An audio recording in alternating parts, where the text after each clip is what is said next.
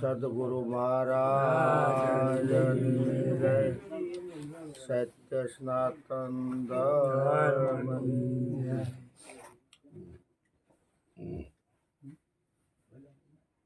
સત્ય સ્વરૂપ અને નિર્મળ નામ એવા સદગુરુ પરમાત્માને મારા કોટી કોટી વંદન.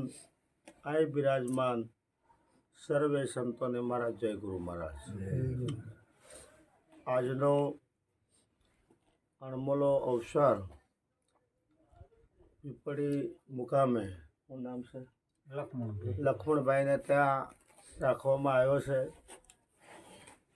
ધન્ય છે એમના ભાવને, ધન્ય છે એમના પરિવારને કે આવું સુગમ કાર્ય અને આવો અવસરનો લાભ ક્યારે લઈ શકીએ કે જ્યારે સમર્થ સદગુરુની દયા હોય, પૂરણ કૃપા હોય, ત્યારે આપણને આવો અવસર મળતો હોય છે. માટે સમય કોઈની રાહ જોતો નથી.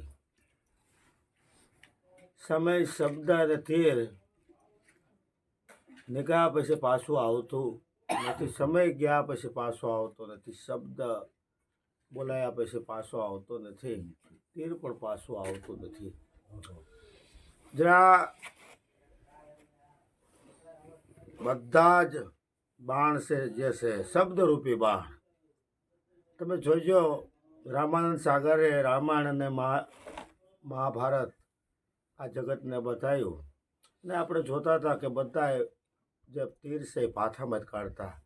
પણ આપણે એ પણ જોયું છે કે બ્રહ્માસ્ત્ર ભાથામાં જ આવતું નથી. બ્રહ્માસ્ત્ર તો આસમાનમાંથી આવે છે અને એ બ્રહ્માસ્ત્રમાંથી એકમાંથી અનેક બને છે. એટલા માટે કહેવાયું છે કે એક શબ્દ ગુરુદેવ કા તાકા અનંત વિચાર ઠાકે મુનિજન પંડિતા એના વેદ ન પામે પાર. આવો સદગુરુનો એક શબ્દ, એ એક શબ્દ કયો તો સંતોએ કીધું છે કે સત્ય શબ્દ એ રામ સબ ઘટ મેં બોલે. આ સત્ય શબ્દ ઘટોઘટની અંદર રમી રહ્યો છે. પણ સત્ય એવું શું તો સંતોએ પુકારીને કીધું છે કે સત્ય સદોદિત જેમનું તેમ છે, ના આવે ના જાય. ઉત્પન્ન થાય અને પ્રલય થાય એટલું અસત્ય કહાવે. કારણ કે હાસ ખોટનું પારખ્યું કોને હોય? નિરશિર મયા હોય એકઠા નોખા કરે ને એ હંસ કહેવાય છે. સત્ય અસત્યનું વિભાજન કરી શકે, દેહ અને આત્માનું વિભાજન કરી શકે, પણ એ આપ મેળે બનતો નથી. એ સદગુરુની દયા હોય ત્યારે થાય છે.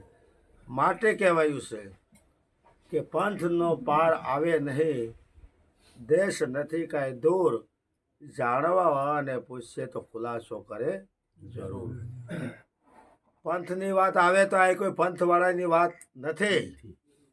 પંથનો પાર આવે નહીં અને દેશ નથી કાંઈ દૂર. આ સદગુરુનો દેશ દૂર નથી. કોના માટે દૂર છે? કે જેને ગુરુગમ દ્રષ્ટિ નથી મળી એના માટે દૂર છે. પણ નજીક કોના માટે છે? જેને દિવ્ય દ્રષ્ટિ મળી છે એના માટે નજીક છે. માટે પંથનો પાર આવે નહીં, દેશ નથી કાંઈ દૂર, જાણવા અને પૂછીએ તો ખુલાસો કરે જરૂર. જેને જાણ પણ હોય એને પૂછીએ અને વિવેક સહિત પ્રશ્ન કરે તો જરૂર આપણને જાણ કરા. માટે કહેવાયું છે કે જે તરે અને તારે, પોતે તરે અને બીજાને તારે, પોતે જાગે અને બીજાને જગાડે. આ સદગુરુની બલિયારી છે, આ સદગુરુની દયા છે. જરા વિચાર કરો કે આજે આધુનિક યુગમાં રામ મહિમા ગવાઈ રહ્યો છે. ગામડે ગામડે રામ રાજ્યની વાતો થઈ રહી છે. પણ ક્યારે કે હે રામની દિવ્યતા જે વિશ્વમાં પરસી રહે એનું કારણ એ જ કે એને માથે સમર્થ સદગુરુ વશિષ્ઠ મહારાજ હતા. એટલા માટે આ ભારતની ભૂમિમાં આ વિશ્વમાં જેને જેને ક્રાંતિ કરી છે એને માથે સમર્થ સદગુરુ છે. તો સદગુરુના જેટલા ગુણ ગાય એટલા ઓછા છે. માટે કહેવાયું છે કે ગુરુપદ પંકજ પૂજતા 14 લોક પૂજાય, શિવ વેરનસિંહ શારદા ગુરુ તણા જસ ગાય. આયુષ્યમાં સર્વોપરી પદ હોય તો એ ગુરુપદ છે. બીજા પદને માટે ખ્યાસ્તાણ થાય છે અને ગુરુપદ જે સેવે છે, ગુરુનું સાનિધ્ય જે સ્વીકારે છે ને એને ખ્યાસ્તાણ મટે છે, વાદ વિવાદ મટી જાય છે. માટે કહેવાયું છે કે નામ જાણ્યાનું પારખ્યું, વાદ વિવાદ મટી જાય. જેને નામ નક્કી થયું છે, કેવું નામ? અવર નામ તો અનેક હે, આદિ નામ એક કહાવે. અવર નામનો કોઈ પાર નથી, પણ સદગુરુ મહારાજે જે નામ નક્કી કરાયું, નામ અનામ વસ્તુ હાચી. જ્યાં સદગુરુનો ઈશારો છે, જ્યાં સદગુરુનો સંકેત છે, જ્યાં કોઈ નામે નથી, જ્યાં કોઈ રૂપે નથી, જ્યાં કોઈ ગુણે નથી, એવી ભૂમિકા સદગુરુ પકડાવે છે. માટે કહેવાયું છે કે વાણીમાં આવે તો વણસી જ આવે, નિર્વાણી પદ તે હાચું, નામ રૂપ ગુણથી ન્યારું તે જાહેર પદ જાશો. આ જાહેરની વાત છે.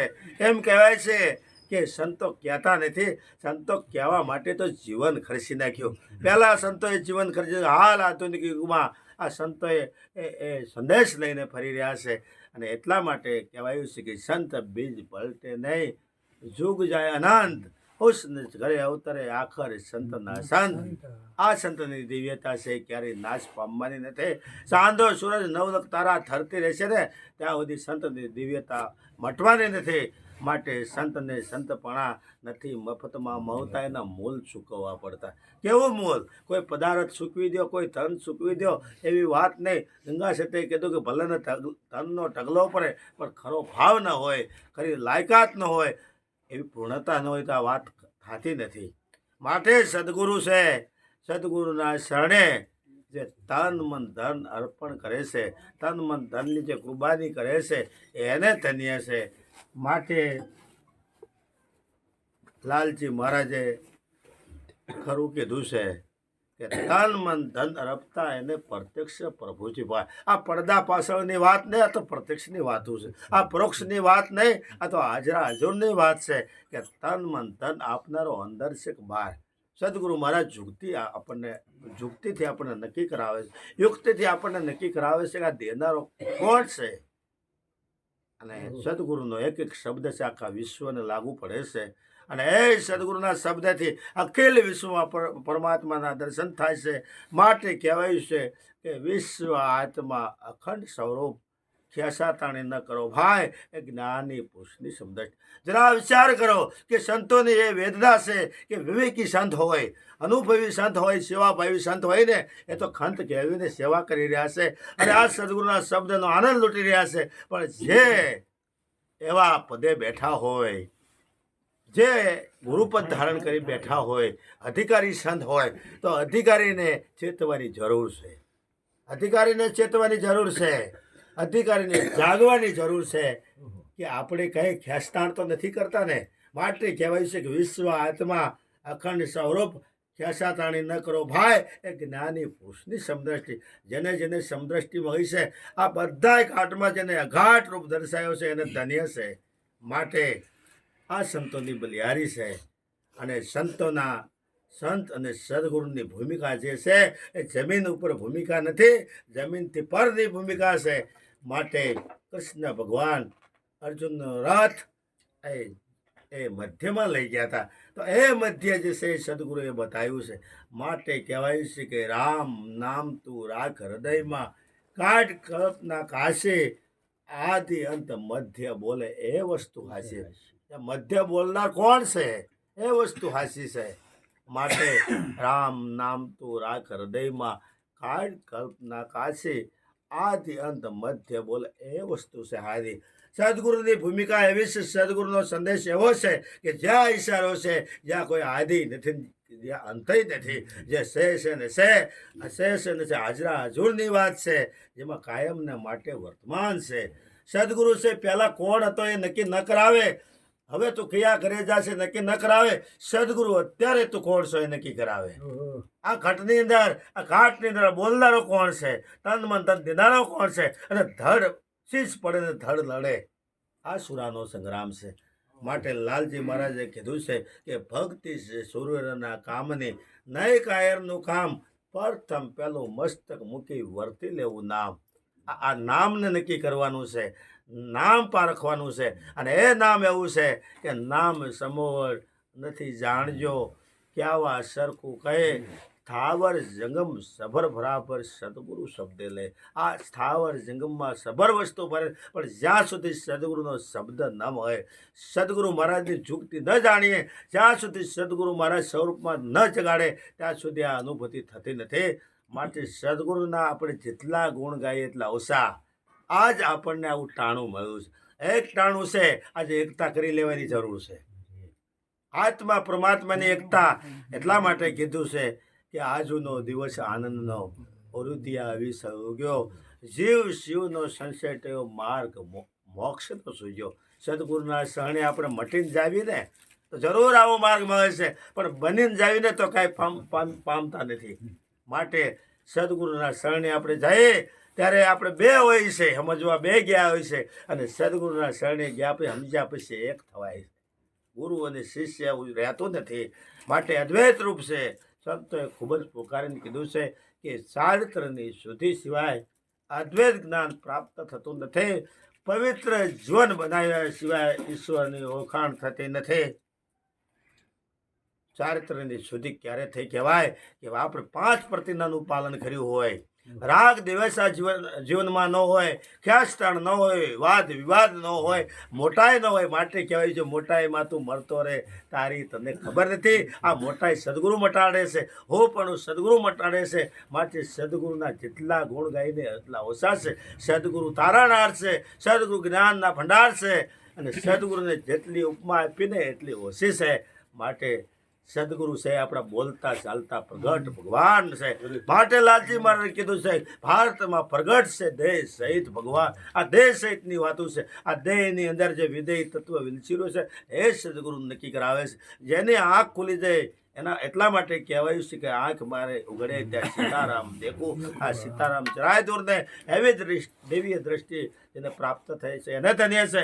અને સદગુરુ ઉપર જેને પૂર્ણ વિશ્વાસ છે, પૂરી નિષ્ઠા છે, એને ધન્ય છે. માટે સમયસરનું જીવન હોય, વિવેકસરનું જીવન હોય, વચનસરનું જીવન હોય, એના વર્તન વ્યવહારમાં વિષમભરનો વાસ રહેલો છે.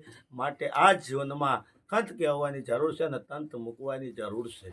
અને આજ રામ રાજ્ય છે. આજ ભલે કળવાનો યુગ હોય, આધુનિક યુગ હોય, દોડધામ હોય, આજ તમને એવા પ્રગટ સંત રામ સ્વરૂપે, કૃષ્ણ સ્વરૂપે મળ્યા છે. ભલે નામ જુદા, હરિ તારા નામ છે 1000, કયા નામે લખવી કંકોત્રી. હરિ એક છે, અને એ હરિ છે એ આ હાજરા હજુર છે, અને તમારી સાથે હોંકારા કરીને વાતો કરે છે. માટે કહેવાયું છે કે તત્વ સાર તરી લોકમાં, ગુરુ ગોવિંદ એક રૂપ, આદિ અંત મધ્ય એક છે. હરિ ગુરુ સંત સ્વરૂપ, હરિ ગુરુ સંતનું સ્વરૂપ એક છે. આદિ અંત મધ્યમાં એક છે. અને તત્વનો સાર, જેવી રીતે દૂધની અંદર તત્વરૂપે ઘી રહેલું છે, જેવી રીતે ફૂલની અંદર તત્વરૂપે સુગંધ રહેલી છે, એમ આ દેહની અંદર તત્વરૂપે બોલનારો હાજર છે. એ તત્વરૂપે રહેલું છે. એ તત્વરૂપી એ તમે તમારું સ્વરૂપ છે. માટે તત્વ સાર તરી લોકમાં, ગુરુ ગોવિંદ એક રૂપ. કારણ કે ગુરુ ગોવિંદને એક રૂપ કીધા છે, પણ ગુરુની ઉપમા આપી છે, ગુરુનો મહિમા ગાયો છે. ગુરુ ગોવિંદ દોનો ખડે, जिसको लागू पाए, ગુરુ આપકી બલિયારી जिसने ગોવિંદ દેવ બતાય. માટે ગુરુની ઉપમા આપી છે. ગુરુના ખૂબ જ ગુણ ગાયા છે, અને ગુરુના જેટલા ગુણ ગાય એટલા ઓછા છે. અને આપણા માતા પિતા આપણા ગુરુ છે. શિક્ષણ આપે એ આપણા ગુરુ છે. આપણને સત્યનો રાહ પકડાય એ પણ ગુરુ છે. પણ સદગુરુ સાતમી ભૂમિકા પકડાવે, સદગુરુ મળે ને તો આપોઆપ જાગી જવાય છે, આપોઆપ સ્વરૂપમાં સ્થિર થવાય છે. માટે મન સમજાવે તે નર મોટા, તેરતા પદમાં ઠર્યા. જેને જેને મનને સમજાયું છે, આ મન ઉપર સત્તા છે ને એ સદગુરુની છે. આ તન અને ધન સદગુરુએ સેવા અર્થે આપ્યું છે, અને આ મન ઉપર સદગુરુની સત્તા છે. એમ કહેવાય છે કે જનકને જ્યારે સપનું આવ્યું હતું કે એવું ભિખારી હાચું કે રાજા હાસુ અષ્ટવંકા જેવા કહે છે કે તું ભિખારી એ વાતે મિથ્યા છે, તું રાજા એ વાતે મિથ્યા છે. તો સત્ય જાણવું હોય તો તન મન તન આપવું. તો કે મેં અડધું આપ્યું, આમાં અડધું હાલે નહીં. જો ખૂણે ખાસને કંઈ હંગરેલું હોય છે તો મળવાનો મેળ નહીં મળે. માટે સદગુરુનો એવો ભાવ રાખી અને સેવા કરજો અને માથે સદગુરુ ધારણ રાખજો અને ડગલે ને પગલે સદગુરુનું વચન તપાસ્યો. માટે વચન વિવેકી જેનું નર નાર એને બ્રહ્માદિક લાગે પાય. અથારત વચનની જેને શાન જાણી હોય એને પછી કરવું પડે નહીં કાંઈ. કે જે મુકામ પ્રાપ્ત થયું હોય પછી મળવાના પ્રયત્ન કરવાના રહેતા નથી. માટે માનવ સેવા એ જ પ્રભુ સેવા. માનવની અંદર પ્રભુ બિરાજમાન છે. એટલા માટે મીરાએ કીધું છે હરિ ક્યાં વસે? હરિ વસે છે હરિજનમાં. આ હરિને જે વાલા છે એમાં હરિ વસે છે. આ બોલતા ચાલતા પરમાત્મા હાજર છે. માટે ઉઠો જાગો અને ધ્યેય પ્રાપ્તિ સુધી મળ્યા રહો. આપણું ધ્યેય ખાવું પીવું મોજ મજા જાગવું ઊંઘવું એ આપણું ધ્યેય નથી. આપણું ધ્યેય એ છે સંત શાસ્ત્ર પોકારીને કહે છે તમે જાગી જાઓ, તમે તમારા નિજ ઘરે પહોંચી જાઓ અને કરવા જેવી સેવા છે. માતા પિતાની સેવા કરજો. આપણા બોલતા ચાલતા પરમાત્મા માતા પિતા છે, એ આપણા ભગવાન છે. અને બોલતા ચાલતા પરમાત્મા સદગુરુ પરમાત્મા છે, એ પણ આપણા પરમાત્મા છે. માટે પ્રથમ પહેલાં કોને સમરીએ, કોના લઈએ નામ? માત પિતા ગુરુ આપણા પછી લઈએ અલગ પુરુષના નામ. માત પિતાની સેવા, સદગુરુના આશીર્વાદ અને ત્યાર પછી અલખની વાતો થાય છે. માટે અલખ લખ્યો ન જાય, અલખ તો આપોઆપ છે. માટે કહેવાયું છે કે સસરા શરમા સોય બિરાજે. આપણને બે બહાર ભીતર એક નિરંતર, જેમાં કોઈ અંતરો નહીં. નાદ ભજે ગગન મેં. નાદને બ્રહ્મ કહેવામાં આવે છે, શબ્દને બ્રહ્મ કહેવામાં આવે છે. અહીંયા તો પરિબ્રહ્મની વાતો છે. એટલા માટે કહેવાય છે કે ગુરુ બ્રહ્મા, ગુરુ વિષ્ણુ, ગુરુ દેવો મહેશ્વર, ગુરુ સાક્ષાત પરિબ્રહ્મ તસ્મે શ્રી ગુરુએ નમઃ. એવા સદગુરુને મારા લાખો લાખો વંદન છે. એવા સદગુરુને મારા કોટી કોટી વંદન છે. માટે ઉઠ જાગ મુસાફિર ભોર ભયા. અમારે આ માનવ જીવનની યાત્રા પૂરી થઈ જાય છે. સંધ્યા ટાણું આવે ને એ પહેલાં છેતી જાઓ, અને એ સંધ્યા ટાણું આવે એ પહેલાં જાગી જાઓ. અને કોઈ સંત પુરુષ જાગ્રત એવા પૂરા ગુરુની એવી નિશાની છે કે તમને પૂર્ણતા સુધી પહોંચાડી દે. એ પછી કંઈ કરવાનું બાકી ન રહે. અને હજી તને થોડા દિવસ પછી 6 મહિને 12 મહિને જ્ઞાન થશે એવી વાત નહીં. સદગુરુ મહારાજ તો કહે છે તરત જ એ જાગી જાય છે. આ સદગુરુની બલિયારી છે. સદગુરુના જેટલા ગુણ ગાય એટલા ઓછા છે. માટે આ જીવનમાં એવું છે તક તર આવી તક મળી છે અને તરવાનું ટાણું છે. તો એક એક શબ્દ સંતોના અણમોલા છે. અને આજ આધુનિક યુગ છે. દોડધામના યુગ. પૈસો મારો પરમેશ્વરને હું પૈસાનો દાસ. આપણે દાસ પૈસાના બન્યા છે, પરમાત્માના દાસ બનો. સદગુરુ પરમાત્માના દાસ બનો અને દાસ પણ પ્રાપ્ત થશે. હું પણ થશે ને તો ખોટમાં ધંધો નથી, લાભાલાભ. એના માટે અમૃત ચોકડિયું કાયમ છે અને અજ્ઞાની માટે હોય છે અને સંતોને તો કાયમ દિવાળી છે. એના માટે કાયમ પૂર્ણતા છે. અને પૂર્ણતા એને કહેવાય છે કે જેમાં કાંઈ ખૂટતું નથી. એટલા માટે આ અખંડ સ્વરૂપની વાતો છે અને એ સદગુરુનું સ્વરૂપ છે.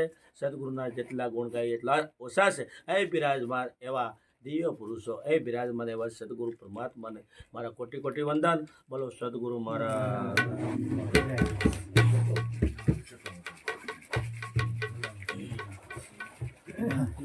બંધ કરે.